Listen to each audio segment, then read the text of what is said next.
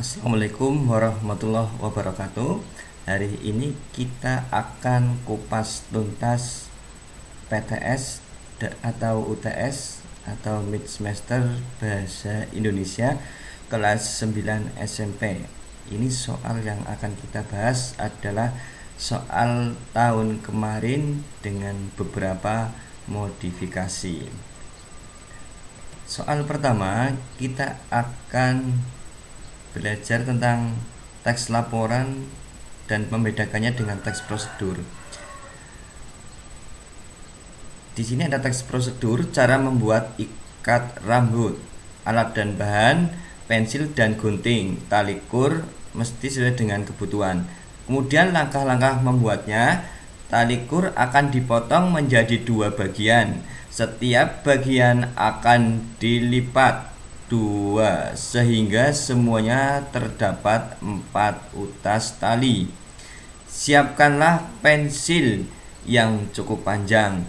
Buatlah pada simpul kepala dengan menggunakan bantuan pensil tersebut. Kemudian langkah ketiga, buatlah dengan simpul datar. Yang keempat, lakukanlah sampai seluruh tali hingga menjadi jalinan simpul. Buatlah variasi supaya simpul tak monoton. Kalau perlu, maka gunakanlah tambahan aksesoris lain. Yang kelima, ikat rambut siap digunakan. Kemudian pada teks laporan percobaan adalah percobaan musik sisir bergumam. Alat dan bahan adalah kertas, tisu, dan sisir. Langkah-langkahnya, bungkuslah sisir selapis saja dengan kertas tisu. Gigi-giginya dihadapkan ke bawah. Kemudian sekarang peganglah sisir yang telah dibungkus itu tepat di depan bibirmu dan bergumamlah dengan kertas. Hasilnya, meskipun kamu sama sekali tidak meniup kertas tisu, kamu merasakannya bergetar. Suara gumamu pun terdengar berbeda. Pembahasan, kertas tisu bergetar seperti pita-pita suaramu karena gelombang-gelombang bunyi dari gumamanmu mengenainya. Getaran pada molekul-molekul kertas tisu memberikan bunyi baru bagi gumamanmu. Itulah contoh ilustrasinya antara teks prosedur dan teks percobaan. Nah, soal nomor 1 berdasarkan ilustrasi tadi, persamaan kedua teks tersebut adalah yang dibahas tadi adalah yang sama-sama adalah petunjuk melakukan sesuatu. Kita kembali lagi, ini adalah langkah-langkah membuat, ini langkah-langkah. Jadi ada petunjuknya, ada langkahnya. Ya, sama-sama memiliki langkah. Jadi jawabannya nomor 1 adalah berisi petunjuk melakukan sesuatu. Kemudian perbedaan kedua teks tersebut adalah yang tadi, yang teks prosedur itu tidak terdapat pembahasan. Coba kita simak lagi. Nah, bedanya di sini. Kalau teks laporan, ya, hasil percobaan ini ada pembahasan di sini. Berbeda dengan teks prosedur, hanya alat dan bahan kemudian langkah. Kalau teks laporan percobaan ada pembahasan hasil, ya. Yang sama adalah alat dan bahan dan langkahnya. Jadi untuk jawaban nomor 2, ya, tidak terdapat pembahasan pada teks prosedur, kemudian terdapat pembahasan pada teks laporan percobaan. Soal nomor 3, informasi tersirat yang terdapat pada teks laporan percobaan tersebut. Informasi dalam teks tersebut adalah getaran kertas tisu dapat mengubah suatu bunyi. Jadi tadi ada sisir, ada kertas tisu yang menimbulkan bunyi.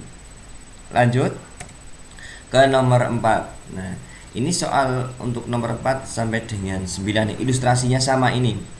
Eksperimen ini memberikan contoh dua bentuk zat yang tidak dapat mengisi tempat yang sama pada saat bersamaan. Langkah-langkahnya: 1. Isilah gelas setengahnya dengan air. 2. Tempelkan selotip berwarna pada bagian luar gelas untuk menandai ketinggian air. Yang ketiga, masukkan kelereng dengan hati-hati ke dalam gas. Kemudian hasil percobaannya, ketinggian air bertambah. Kemudian pembahasannya, air dan kelereng merupakan zat yang tidak dapat berbagi ruang. Kelereng masuk ke dasar gelas dan menekan air untuk berpindah tempat sehingga ketinggian air naik melebihi tanda selotip. Itu ilustrasinya. Nah, soal yang dimaksudkan di sini adalah pertanyaannya adalah ditanyakan kesimpulan dari informasi tersebut. Di nomor 4 ini, kelereng masuk ke dasar gelas dan menekan air untuk berpindah tempat sehingga ketinggian permukaan air naik melebihi tanda selotip. Nah, ditanyakan adalah kesimpulan.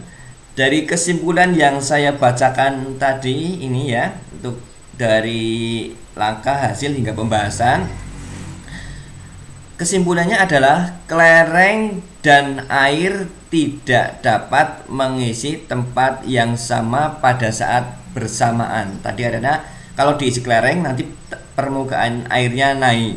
Nah, kalau yang A kan tidak mungkin, kualitas air tidak akan berubah ya. Kemudian yang C ini salah juga, banyak kelereng mempengaruhi jumlah air dalam gelas. Jumlah airnya itu sama, hanya permukaannya saja yang naik.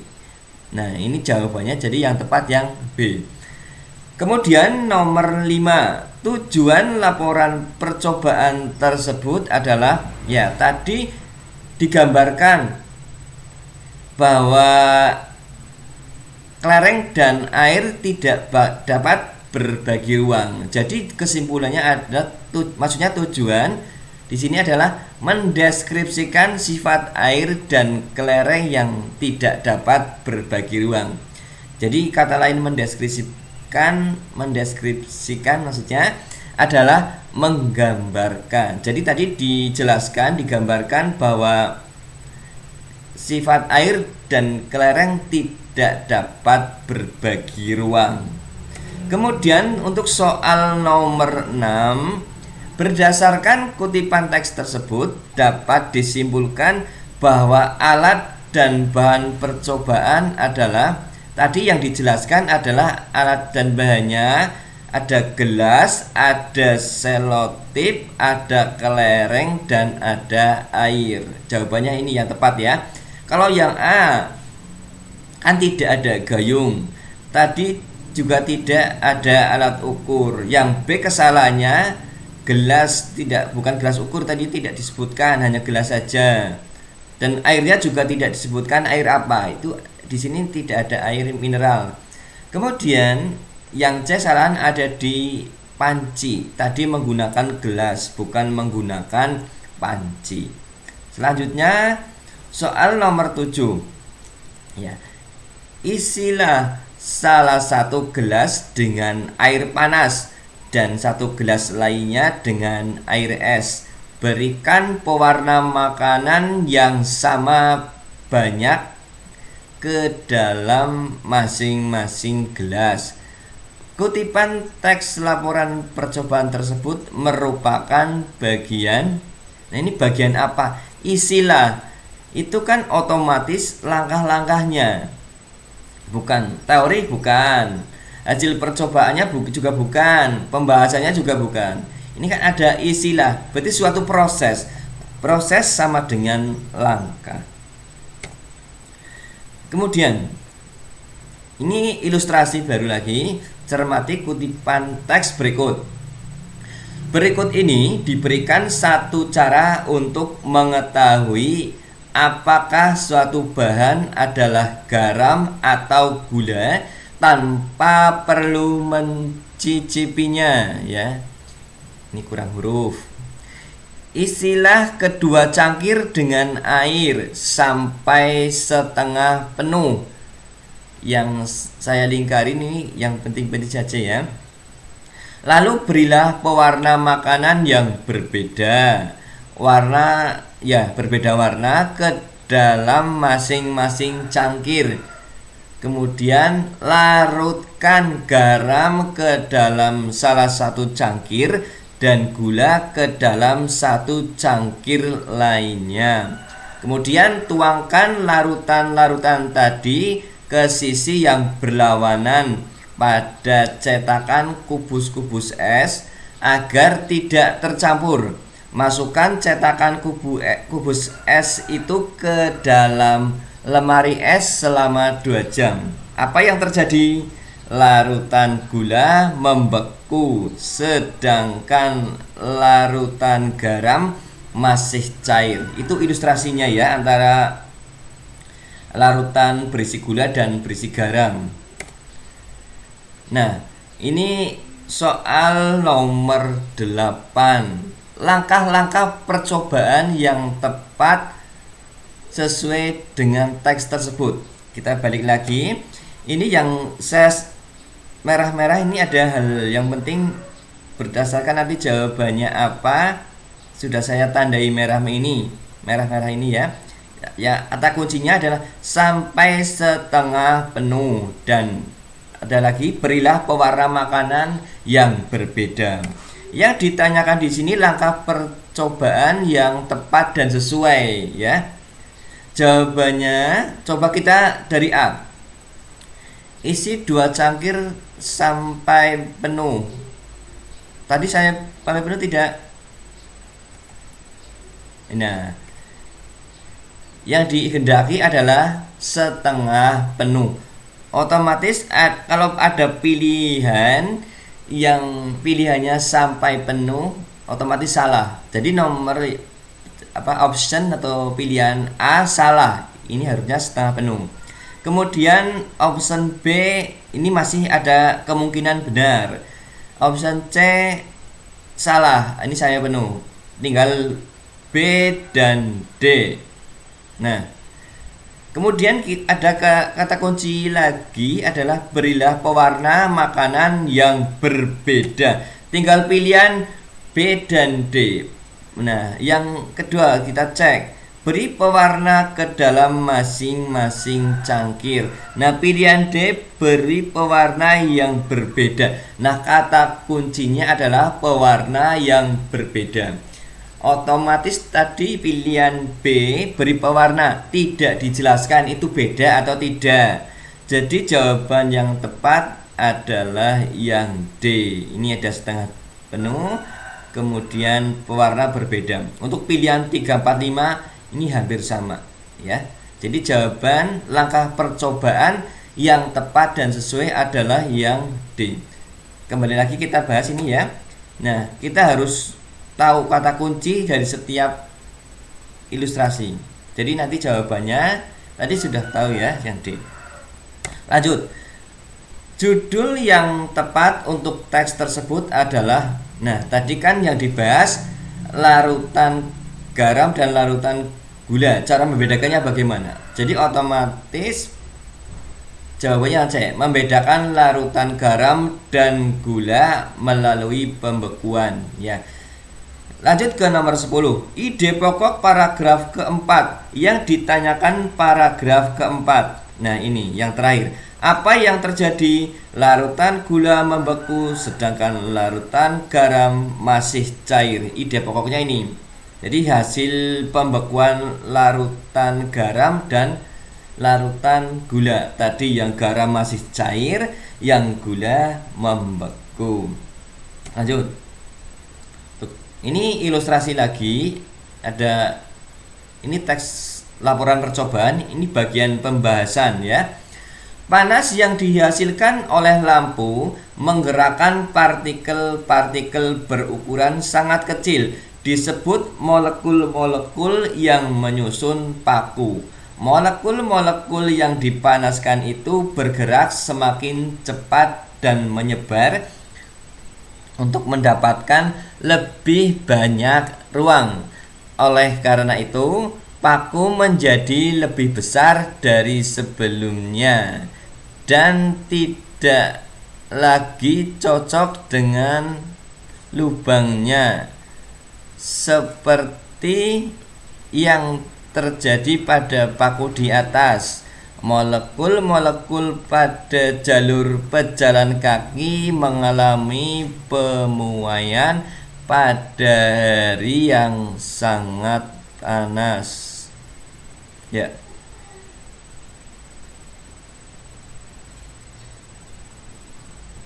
Yang ditanyakan nomor 11, ciri kebahasaan kutipan teks tersebut. Ya.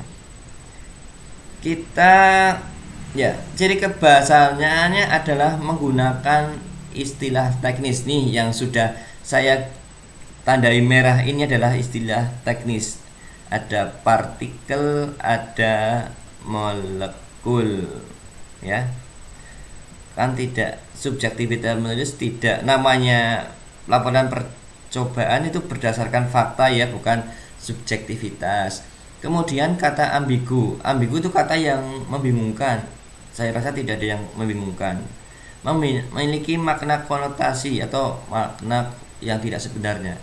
Jadi yang paling tepat adalah yang C. Selanjutnya kita akan membahas soal nomor 12. Dalam kutipan teks tersebut, kata tugas yang tidak tepat adalah, nah di sini yang digarisbawahi ada oleh, dan, daripada. Nah, dari bacaan yang telah disajikan, kata tugas yang tidak tepat adalah dari. Kenapa seperti itu? Ya, kita cermati kalimatnya. Oleh karena itu, paku menjadi lebih besar dari sebelumnya. Nah, harusnya apa di sini? Bukan dari. Ya. Oleh karena itu, paku menjadi lebih besar dibandingkan. Ini harusnya dikatakan dibandingkan, ya. Pengganti di situ. Jelas ya? Selanjutnya ke nomor 13. Nah, ini ada soal tentang penggunaan tanda baca. Alat yang digunakan untuk melakukan percobaan ini adalah titik 2, pisau, koma, gelas ukur, koma, dan benang. Yang tidak tepat, yang A, tanda titik 2 dihilangkan saja, ya, di sini. Ya, jelas ya. Tanda yang lain sudah tepat. Ini koma di depan dan sudah benar, titik juga sudah benar. Ya. Jadi yang tidak tepat penggunaan tanda titik 2. Kemudian nomor 14 sampai 15. Ini ilustrasinya terlebih dahulu maksudnya. Titik 4 ini adalah ada kalimat sebelumnya. Nah, ini ada langkah-langkah. 1. Tiuplah balon. 2. Talikan lehernya dengan erat. Hasil percobanya itu ada kalimat rumpang titik-titik, kini mengembang berbentuk bundar. Terus kemudian pembahasannya, udara yang ditiupkan ke dalam balon dengan tekanan dari paru-paru sekarang terperangkap di dalam balon, terkurung oleh balon sehingga ruangnya mengecil. Udara di dalam balon menekan sama rata ke semua sisi balon. Pertanyaannya apa? Nah, pertanyaan nomor 14, frase atau kelompok kata yang tepat untuk melengkapi kalimat pada bagian hasil, ya. Yang nanti ditanyakan di bagian hasil. Jadi kita fokus di sini ya. Kini mengembang berbentuk bundar. Nanti kita pilih jawabannya apa. Nah, kita menggunakan logika saja ya, kenapa jawabannya balon yang semula kempis. Nah, ini hubungan sebab akibat ya. Mungkin tadinya mengempis, selain itu juga hubungan prosesnya ada ya.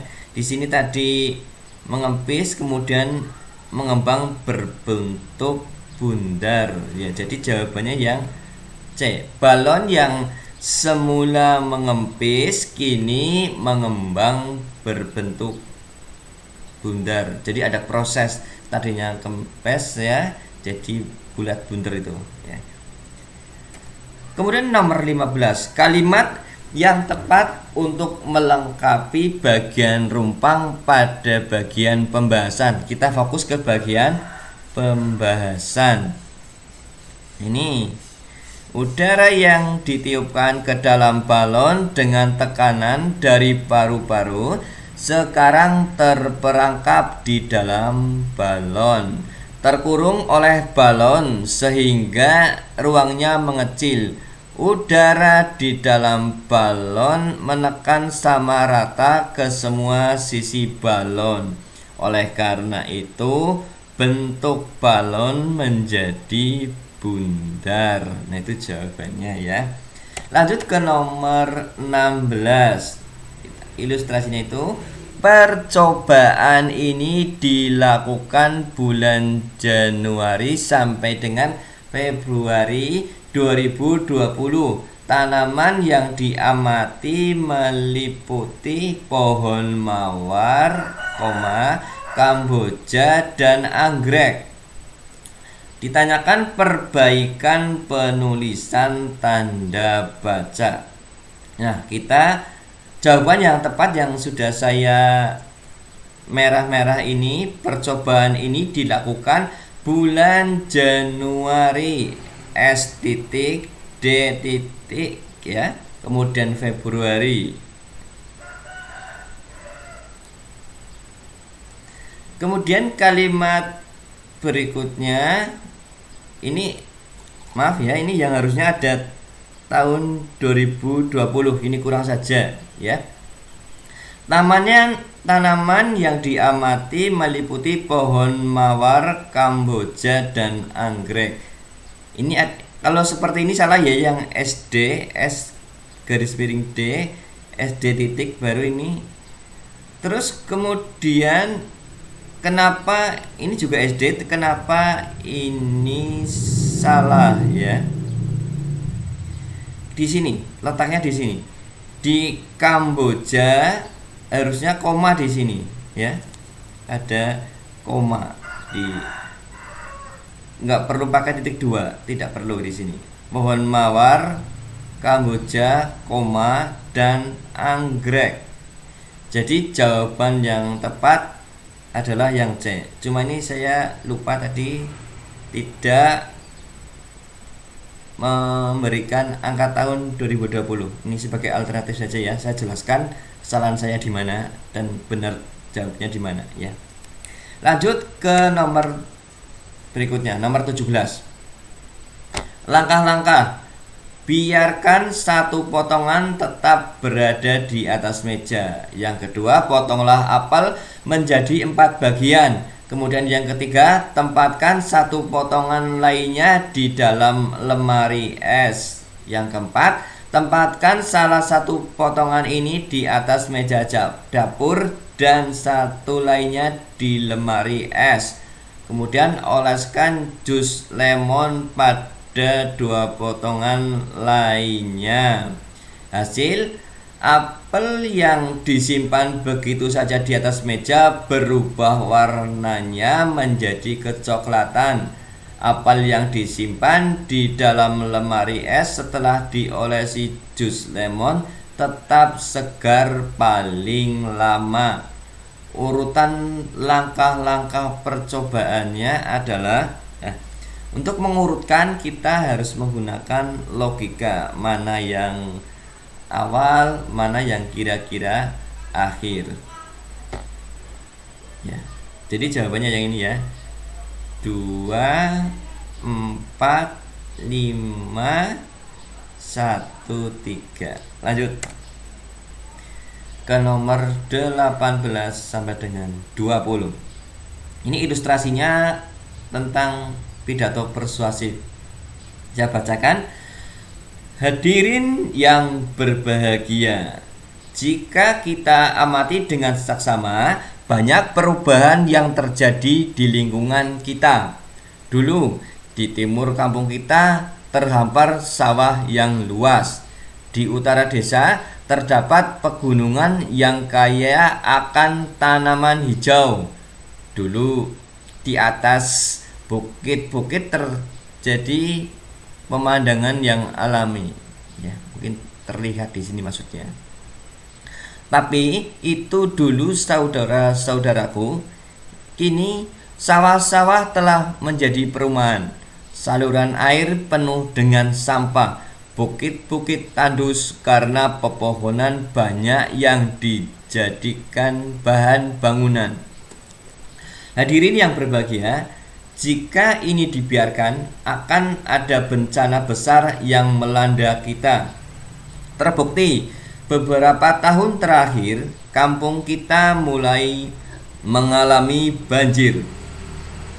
Padahal, dulu itu tidak pernah terjadi. Tidak hanya itu, udara di kampung kita tidak sesegar dulu. Oleh karena itu, sudah saatnya kita bertindak. Kepedulian kita ditunggu. Itu ilustrasinya. Nah, nomor 18, tujuan pidato tersebut. Tadi kan pidato tersebut menceritakan kerusakan lingkungan yang terjadi. Yang ditanyakan tujuannya, otomatis tujuannya adalah mengajak untuk mengatasi kerusakan lingkungan. Ya, yang ditanyakan tujuan loh ya, bukan isinya. Isi dalam arti umum, tapi semua pidato kan namanya pidato persuasif, memiliki tujuannya. Ini adalah berupa ajakan di sini. 19. Pandangan pembicara terhadap permasalahan lingkungan adalah, ya, intinya yang bicara tadi, yang pidato ini, kerusakan lingkungan tidak bisa dibiarkan. Ya, suatu keprihatinan ya, bukan yang ini lingkungan, rusak lingkungan wajar, yang C juga salah, tidak perlu disalahkan, ini tidak peduli namanya. Yang D, ya, lingkungan ada di mana-mana ya, tapi intinya namanya pidato kan tadi, apalagi pidato persuasif, adalah berupa ajakan untuk tidak membiarkan lingkungan rusak ya. Nomor 20. Pesan-pesan pembicara dalam pidato tersebut adalah jelas, tadi disebutkan kerusakan lingkungan telah terjadi di sekitar tempat tinggal dan itu perlu segera diatasi. Namanya pidato persuasif, namanya berupa ajakan yang berusaha mempengaruhi. Jawaban yang tepat adalah yang C. Nomor 21, kita baca ilustrasinya terlebih dahulu. Banyak yang masih membuang sampah sembarangan, bahkan di selokan. Banyak juga yang tidak mengindahkan anjuran untuk menanam pohon hijau. Tentu ini bukan petanda baik. Jika kita biarkan, bencana lingkungan akan menerjang. Ya, nomor 21 yang ditanyakan, pesan pembicara terkait moral anggota masyarakatnya adalah, ya, yang A. Bukan ini ya. Ya, ini yang paling tepat, yang, ya, pesannya adalah kepedulian masyarakat terhadap lingkungan perlu ditingkatkan. Ini adalah pesannya ya. Nomor 22. Ini juga ada pidato lagi, saya bacakan.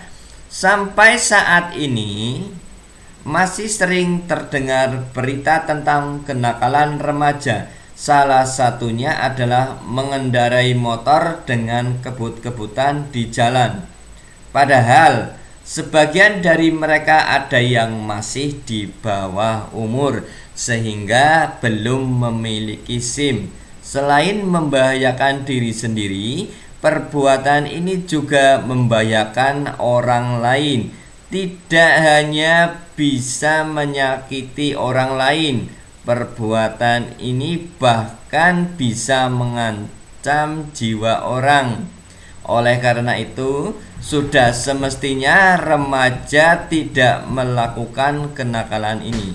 Pesan pembicara terhadap para remaja adalah ya sudah sangat jelas di sini. Supaya remaja tidak lagi kebut-kebutan di jalan. Lanjut nomor 23. Ini sebuah pidato lagi, saya bacakan lagi. Pandemi COVID-19 perlu dihadapi dengan serius. Memang berbagai upaya sudah dilakukan, tetapi belum semua masyarakat melakukannya dengan serius. Contohnya, walau di depan toko sudah disajikan tempat cuci tangan dengan sabun, banyak pembeli yang tidak mengindahkannya. Mengindahkan sama dengan menghiraukan ya. Banyak pembeli yang keluar masuk toko tanpa cuci tangan. Hal seperti itu semestinya tidak terjadi jika kita ingin wabah ini segera berakhir. Kedisiplinan kita sangat diperlukan. Ya, nomor 23 pertanyaannya. Simpulan pesan dalam kutipan teks tersebut adalah ya, kita perlu serius dan disiplin dalam mengatasi wabah COVID-19. Ini yang A ya. Kita lanjut ke nomor 24 dan 25. Ini ada pidato persuasif lagi. Saya bacakan. Hadirin yang berbahagia, setelah lebih dari setahun melanda, pandemi COVID-19 belum berakhir di negeri kita. Berbagai upaya telah dilakukan, tetapi hasilnya belum optimal. Masih saja ada penambahan jumlah orang yang terkena virus ini. Kemudian paragraf kedua, keadaan tersebut menuntut kita untuk lebih aktif dalam menangani masalah besar ini. Pemerintah telah berupaya membuat berbagai kebijakan untuk mengatasinya. Kita selaku warga negara tentu harus menaati dan menjalankannya.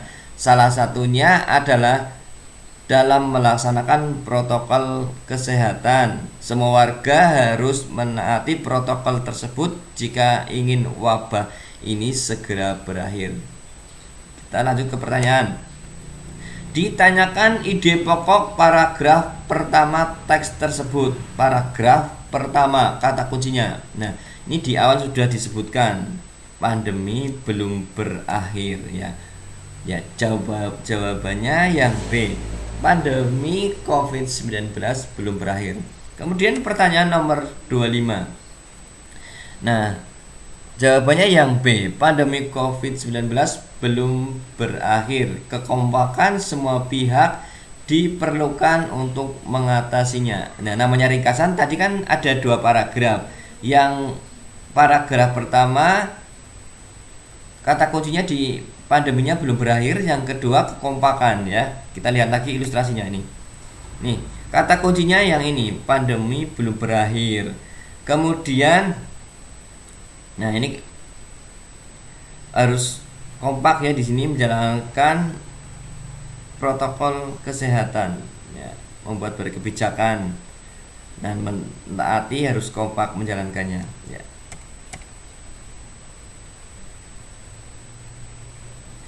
Nah, jadi untuk menjawab sebuah ringkasan, jika ada dua paragraf, berarti ya paragraf pertama intinya apa, paragraf kedua apa, kemudian digabungkan. Nanti ketemulah jawaban yang B.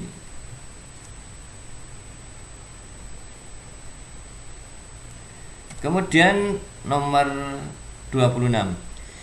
Ini berupa isai ya. 26 sampai 30 berupa esai. Buatlah simpulan hasil pengujian kandungan formalin atau zat berbahaya pada bakso tersebut.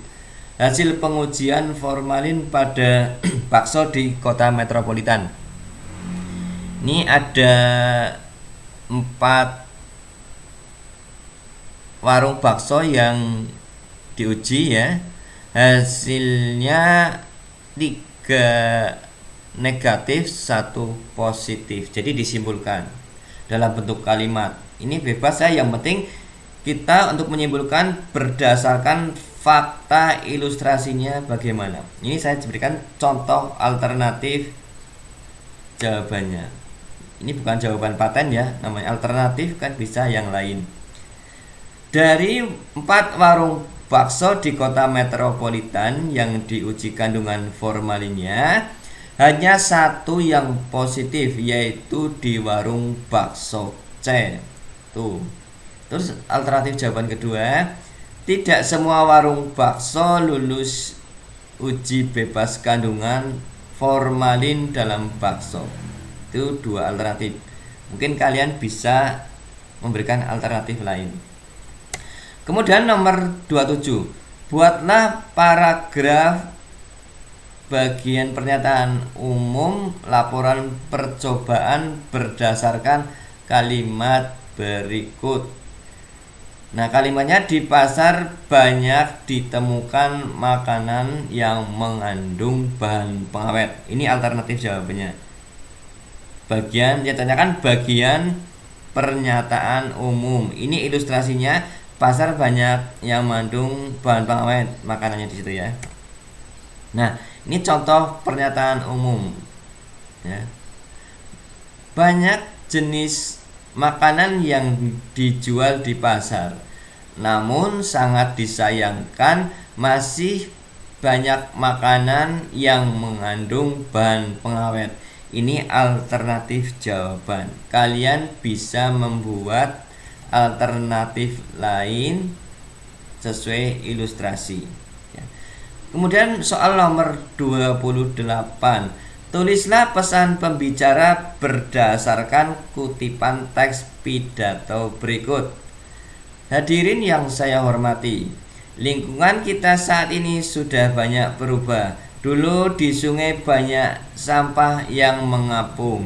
Di pinggir-pinggir jalan banyak gunungan sampah yang baunya menyengat. Setiap tahun kita selalu menjadi langganan banjir. Kita patut bersyukur, kita semua itu telah berubah. Lingkungan kita sudah bersih, semua tertata dengan rapi dan indah. Selanjutnya, kita tidak boleh terlena. Kita harus terus menjaganya supaya tetap bersih dan indah. Ini ilustrasi untuk nomor 28. Ditanyakan pesan pembicara, isinya apa nanti ya. Nah, ini alternatif jawaban yang sudah saya sediakan. Ini contohnya pesan yang terkandung. Kita harus menjaga kebersihan dan keindahan lingkungan. Jawaban kedua alternatif juga, kebersihan dan keindahan lingkungan adalah tanggung jawab seluruh elemen masyarakat. Ini alternatif jawaban ya. Kalian bisa membuat jawaban tersendiri berdasarkan ilustrasi tersebut. Kemudian nomor 29, buatlah daftar pustaka berdasarkan identitas buku berikut. Yang A, Bagus Warsito dan Titik Handayani menulis bersama sebuah buku berjudul Beternak Ayam Kampung, diterbitkan oleh Admin Publishing di Purwokerto pada tahun 2018. Yang B, buku berjudul Merawat Kucing Persia dikarang oleh Bani Nursodik, diterbitkan pada tahun 2015 oleh penerbit Media Press di Cilacap. Pada tahun 2021, penerbit Pustaka Publishing yang berada di Yogyakarta menerbitkan buku berjudul Perawatan hewan kesayangan karangan Novian Daru. Lalu bagaimana teknis penulisannya? Nah, ini jawabannya ini. Ingat ya, tadi kan ada 3 buku ya. Nah, ini kenapa kok jadi acak lagi ya? Tadi aturannya kita intinya terlebih dahulu membuat daftar pustakanya, nanti diurutkan berdasarkan abjad. Aturannya kan satu kata namanya tidak usah dibalik. Ini tahun terbit, ini ada titik-titik ya. Perawatan hewan kesayangan. Di sini judul buku harus italik, miring ya. Yogyakarta, kota terbitnya .2, Pustaka Publishing titik. Terus tadi ada buku lagi yang judulnya Perawat Kucing Persia. Nama aslinya Bani Nur Sodik. Karena sudah nama aturan penulisan daftar pustaka namanya dibalik. Yang tadi Bani Nur Sodik jadi Nur Sodik, Bani. Terus tahun terbit, judul italik, ini kota terbitnya Cilacap, Media Press penerbitnya. Kemudian ada buku yang tadi berdasarkan ilustrasi, ada penulisnya adalah Bagus Warsito dan Titik Handayani, tahun 2019, judulnya Beternak Ayam Kampung ya. Ini tulis italik, Purwokerto kota terbit dan admin publishing dana penerbitnya. Kenapa ini ya aturannya yang jika penulisnya 2, yang dibalik namanya hanya yang pertama. Tadi kan Bagus Warsito jadi Warsito Bagus, kemudian ditambahkan kata dan. Nah, penulis kedua Titik Handayani namanya tidak usah dibalik. Nah, ini jadi kan ini ABC, ini tidak harus urut, tapi urutannya berdasarkan nama di daftar pustaka. Tadi yang Bagus Warsito yang A jadi di bagian bawah.